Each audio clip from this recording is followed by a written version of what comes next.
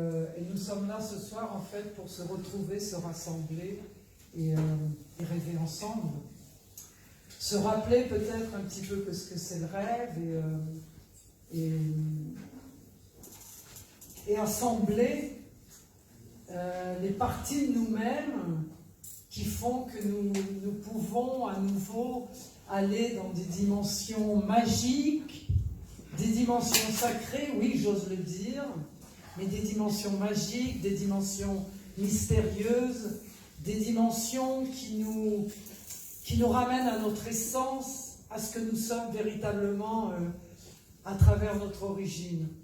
Donc, moi j'ai beaucoup été interpellée par le « Alors, Shining Woman, Kuyan Kalaï, est-ce que tu veux venir échanger sur le rêve ?» Et j'ai dit « Oui, le rêve, oui, le rêve, parce que ça fait rêver tout le monde, donc le rêve, oui. » Et alors tu veux que je commence à parler du rêve, ou tu me poses tes questions, puisqu'on est toujours dans le bricolage, moi j'adore le bricolage. Oui, j'adore ça. Sylvie Shining, on ne connaît pas tous ici. Tu es dance chief dans la Sweet Eagle Tribe. C'est quoi la Sweet Eagle Tribe et quelle est la place du rêve dans cette tradition?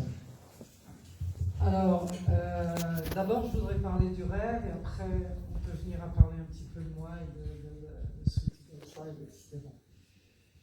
Dans la tradition dans laquelle je suis immergée depuis pas mal de temps, voire pas mal de vie, j'ai l'impression,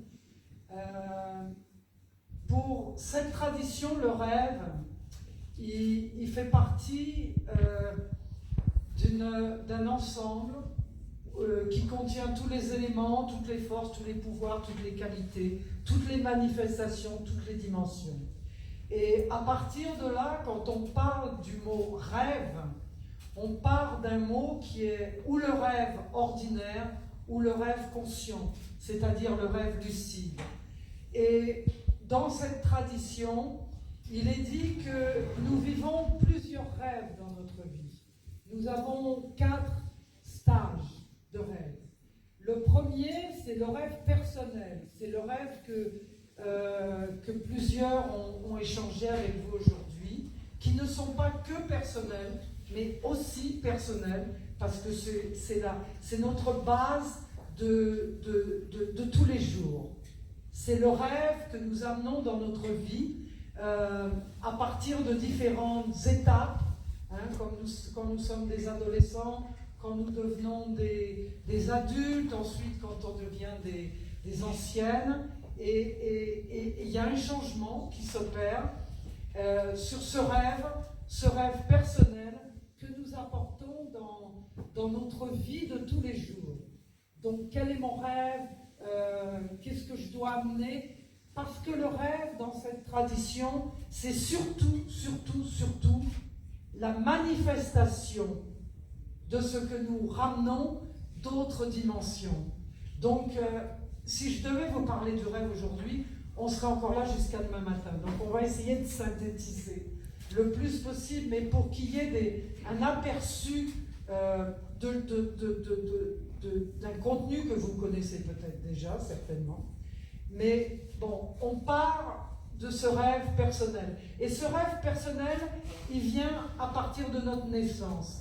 Il vient à partir du sud, il vient à partir du moment où on arrive à la vie. Voilà, ça c'est notre rêve personnel. Et dans plusieurs moments, plusieurs étapes de transition de notre vie, nous allons ramener ces rêves. Ensuite, nous avons la deuxième étape du rêve, au moment où nous commençons à toucher à une certaine connaissance intérieure. Nous arrivons à un rêve sacré. Quand je dis sacré, là j'ai bien entendu ce que Jean-Pierre disait tout à l'heure sur le sacré. Pour la tradition, le sacré, c'est ramener à l'origine, en fait, l'essence de la vie. Enfin, c'est la manière dont j'ai compris la tradition dans ce qu'ils ont voulu nous exprimer à travers tout ce qu'ils nous ont retransmis. Donc pour moi, le sacré aujourd'hui, c'est retourner à l'origine. C'est marcher, cheminer sur un monde que nous bâtissons, que nous tissons. Pour moi aujourd'hui c'est plus tisser, mais nous tissons les uns aux autres tous ces rêves. Donc ce deuxième mouvement, c'est le rêve sacré, c'est-à-dire qu'à partir de ce moment-là, nous tissons avec chaque personne un rêve.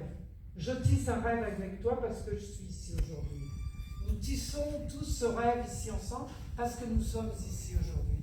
Et ce rêve sacré, il est ramené évidemment à cette origine de la protection de la vie, de perpétuer cette vie, de garder cette vie, de vraiment prendre soin de cette vie. Et c'est ça, pour moi c'est ça le sacré, c'est ce rapport avec cette conscience de la vie et qui est dévoilée à travers ce rêve sacré qui fait d'un homme ou femme de connaissance ou un entrepreneur social, ou peu importe, un médecin, peu importe la fonction à laquelle nous faisons face aujourd'hui dans notre société, mais c'est d'être à l'origine de la vie, d'être à l'origine de ce qui est. Et l'être humain, il a beaucoup perdu d'espace avec ce lieu, avec cette origine, de plus en plus. Donc le rêve nous ramène à quelque chose qui est une non-réalité, de vivre notre origine, et de vivre l'origine de la terre, l'origine de l'humanité, l'origine de ramener ici une vraie connaissance, quelque chose qui parle à notre cœur, qui parle à nos sens, qui parle à ce que nous sommes. Ça, c'est la deuxième étape. Le troisième rêve, c'est le rêve qui est le collectif, le rêve collectif. Et là, on s'en va dans un autre élément, dans une autre direction, on s'en va à l'ouest. Et là, l'ouest, c'est vraiment le lieu de l'introspection, le lieu où on peut s'asseoir dans un silence intérieur de méditation, de recueillement, d'acceptation de qui nous sommes, de ce que nous faisons, de comment nous le faisons. Et à partir de ce moment-là, nous commençons à toucher un rêve collectif qui est lequel? La paix pour la terre, l'harmonie pour la terre, la conscience pour tous les hommes, le rêve de voir le monde uni, de voir tous ces pays en souffrance unis par la même origine, de commencer à rêver à ce qui est véritable et partir du superficiel. Ça, c'est la troisième étape. Et la quatrième étape, c'est être dans le rêve que l'on appelle planétaire, c'est-à-dire le rêve qui s'adresse à un futur proche, qui s'adresse the next step, if you know what I mean. The next step, le nouveau degré que nous devons atteindre pour laisser pour le futur et pour toutes les générations de la Terre. Parce que ça, c'est peut-être le plus beau rêve dont nous faisons partie ici. Nous naissons, nous vivons, nous mourons, mais nous laissons un héritage sur la Terre. Et c'est cet héritage, c'est ce rêve, cet héritage que nous laissons sur la Terre où va pouvoir s'appuyer toutes les générations futures. Et ce n'est pas les 7 générations futures, c'est vraiment toutes les générations futures. Où toutes les générations futures vont pouvoir se reposer sur notre rêve personnel, parce que nous l'aurons manifesté, sur notre rêve sacré, parce que nous aurons touché notre origine, sur le rêve collectif, parce que nous allons déployer au fur et à mesure, de plus en plus, à partir du moment où nous devenons des rêveurs conscients pour apporter ce rêve collectif sur la Terre, ça s'ouvre véritablement énergétiquement. ça s'ouvre, les différents niveaux d'énergie s'ouvrent pour que ces rêves se manifestent sur la terre, ces rêves d'harmonie, ces rêves de paix, ces rêves de lumière, ces rêves qui sont là pour nous dire éveille-toi, hommes et femmes de connaissance, et fais ce que tu dois faire pour que la paix, elle s'installe sur la terre. Agis avec, et pas seulement dans un séminaire, dans une conférence, dans un atelier, mais avec le boulanger, avec le boucher, avec le fermier, avec tous les gens que vous rencontrez. Instaurer le rêve de l'harmonie, le rêve de la paix, le rêve de l'amour. Et ensuite vraiment, pour toutes les générations à venir, ce rêve d'un futur qui est garanti pour la Terre. C'est-à-dire, qu'est-ce que je veux dire par là? C'est ce que toute la sagesse amérindienne dit, et c'est ce que je dis et redis sans cesse, qu'il y ait toujours de l'eau sur la terre pour que nos enfants, nos petits-enfants, pour tout que les enfants de la terre puissent boire à leur soif, qu'il y ait des graines, des vraies graines, des graines bio, pour qu'elles puissent être plantées et que les enfants puissent avoir à manger pour qu'ils puissent vivre et jouer sur tous ces jardins magnifiques, extraordinaires, parce que la terre est un lieu extraordinaire. Nous sommes des êtres extraordinaires. Et ça, c'est quelque chose que nous ne pouvons pas... Ça, c'est le premier rêve que nous devons apporter dans notre vie pour manifester véritablement cette énergie. De nous rappeler que nous sommes des êtres extraordinaires et de commencer à rêver les bons rêves, les rêves qui vont faire que nous puissions manifester ce que nous voulons, véritablement, mais le manifester. Si nous voulons devenir un danseur, nous devenons un danseur. Si nous voulons aider l'humanité, nous devenons des gens qui aidons l'humanité, etc., etc.